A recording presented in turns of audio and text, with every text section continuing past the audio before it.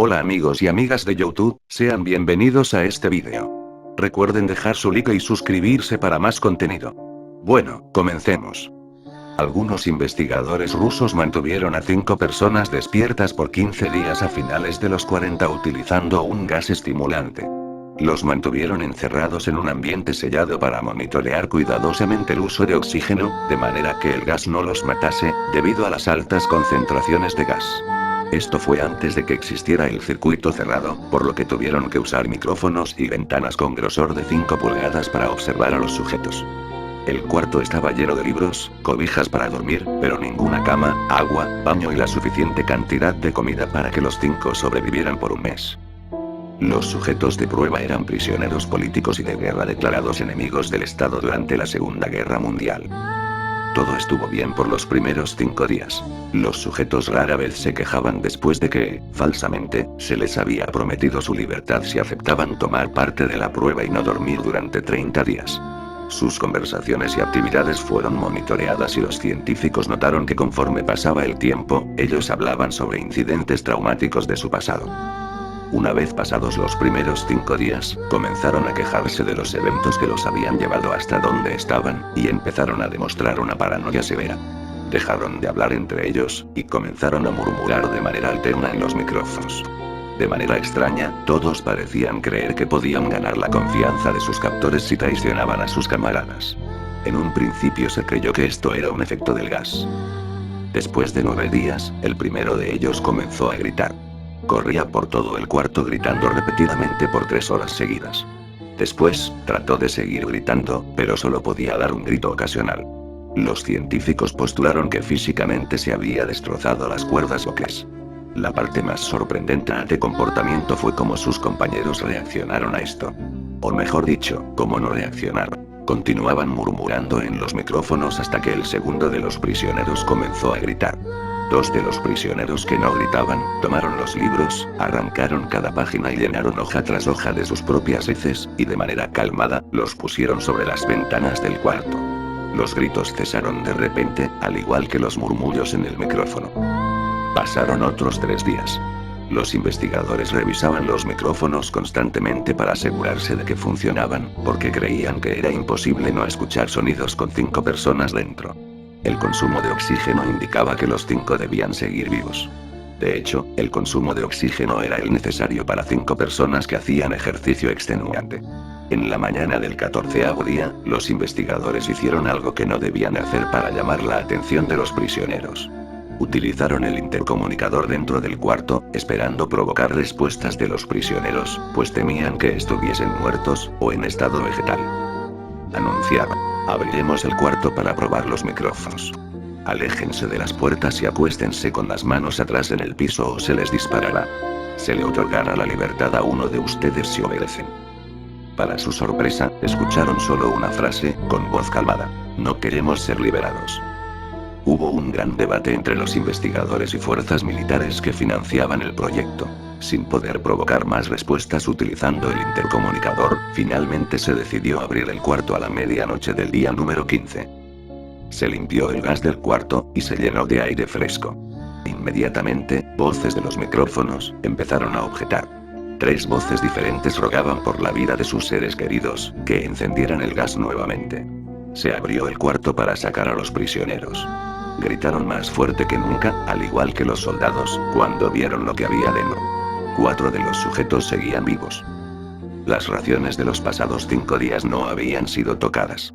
Habían pedazos de carne de las costillas y pantorrillas del sujeto muerto colocados dentro del drenaje del centro del cuarto, bloqueándolo, permitiendo que 4 pulgadas de agua se acumularan en el piso. Los 4 sobrevivientes también tenían pedazos de piel y carne arrancada de sus cuerpos. La destrucción de tejidos y la exposición de huesos en la punta de sus dedos indicaba que las heridas fueron infligidas por las manos, y no con los dientes, como era de suponerse. Al examinarlos, se descubrió que la mayoría de las heridas fueron autoinfligidas en su mayoría. En los sujetos se podía apreciar a simple vista que la piel y los órganos de detrás de las costillas fueron removidos, mientras que el corazón, los pulmones y el diafragma seguían en su lugar.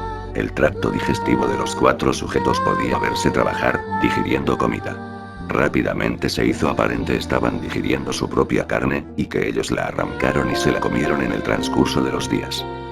La mayoría de los soldados eran de las fuerzas especiales rusas, pero aún así, muchos se negaron a regresar al cuarto para sacar a los prisioneros. Estos, sin embargo, insistían a gritos que los dejaran dentro y de manera alterna rogaron y demandaron que se encendiera el gas nuevamente, para evitar quedarse dormidos. Para sorpresa de todos, los sujetos pusieron una resistencia feroz durante la extracción.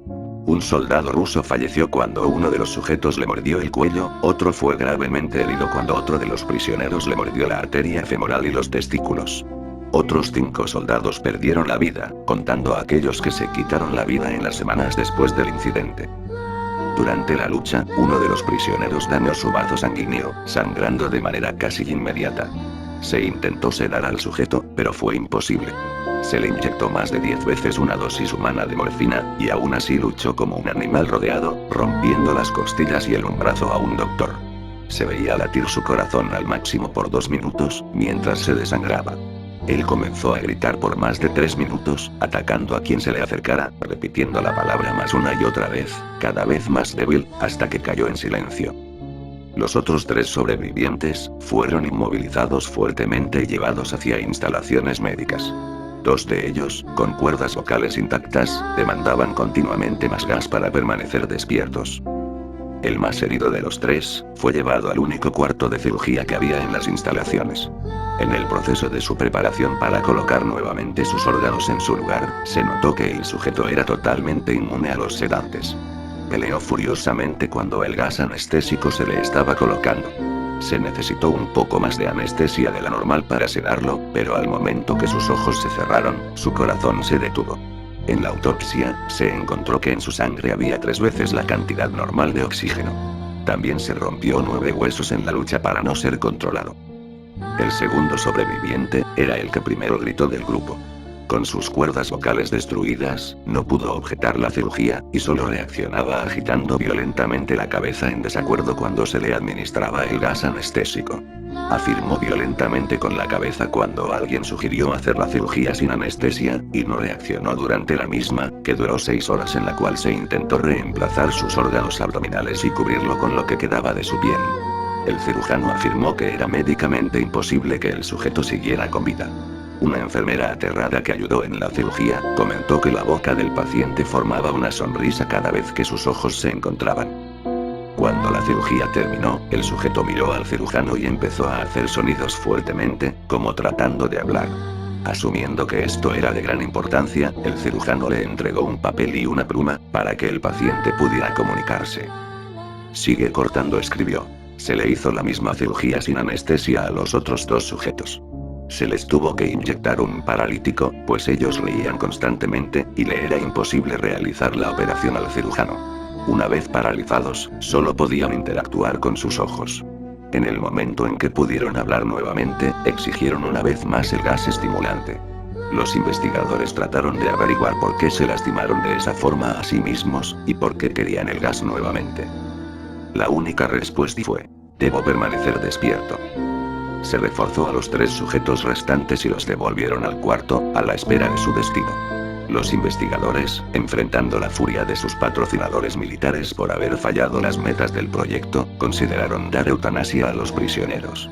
El comandante vio cierto potencial en el proyecto, y en su lugar decidió ver qué pasaría si ponían el gas nuevamente. Los científicos se negaron rotundamente, pero al final, tuvieron que aceptar. En preparación para ser sellados nuevamente en el cuarto, los prisioneros fueron conectados a un monitor EEG. Para sorpresa de todos, los 3 dejaron de pelear en el momento que se dieron cuenta que les regresarían el gas. En este momento, era obvio que los 3 estaban haciendo un gran esfuerzo por mantenerse despiertos. Uno de los prisioneros estaba murmurando una canción. El sujeto mudo peleaba con sus ataduras de piel, como si tratara de enfocarse en algo. El último sujeto mantenía su cabeza en la almohada, y parpadeaba rápidamente. Siendo este el primero al que se le puso el EEG, la mayoría de los investigadores monitoreaban sus ondas cerebrales con sorpresa. Eran normales la mayor parte del tiempo, aunque algunas veces aparecía una línea recta de manera inexplicable. Parecía que repetidamente sufrían de muerte cerebral. Mientras analizaban los datos, una enfermera notó que los ojos de un sujeto se cerraban. Sus ondas cerebrales cambiaron inmediatamente por las de sueño profundo, luego se pusieron rectas, y de manera simultánea, su corazón se detuvo. El único sujeto que quedaba que podía hablar comenzó a gritar para que lo encerraran en ese momento. Sus ondas cerebrales mostraban las líneas rectas del sujeto que acababa de morir por quedarse dormido. El comandante dio la orden de sellar el cuarto con los 2 prisioneros dentro, junto con 3 de los científicos. Uno de los 3, inmediatamente tomó un arma y abrió fuego contra el comandante, matándolo de un tiro entre los ojos. Después apuntó al prisionero nudo, y le voló el cerebro. Apuntó al prisionero que quedaba vivo, mientras que los demás investigadores escaparon del cuarto. No me encerrarán con estas cosas. No contigo. Le gritaba al prisionero que estaba atado al camastro. ¿Qué eres? Demandó, necesito saber. El prisionero sonrió, tan fácilmente te has olvidado de mí. El prisionero preguntó. Somos ustedes. Somos la locura que está encerrada en todos ustedes, rogando por libertad en cada momento de sus vidas, desde lo más profundo de sus mentes animales. Somos aquello de lo que ustedes se esconden en la cama todas las noches. Somos lo que duermen, silencian y paralizan cuando se van a su cielo nocturno, donde no los podemos alcanzar. El investigador hizo una pausa. Luego apuntó al corazón del prisionero y disparó. El EEG mostró una línea recta mientras el sujeto débilmente murmuró, casi tan libre.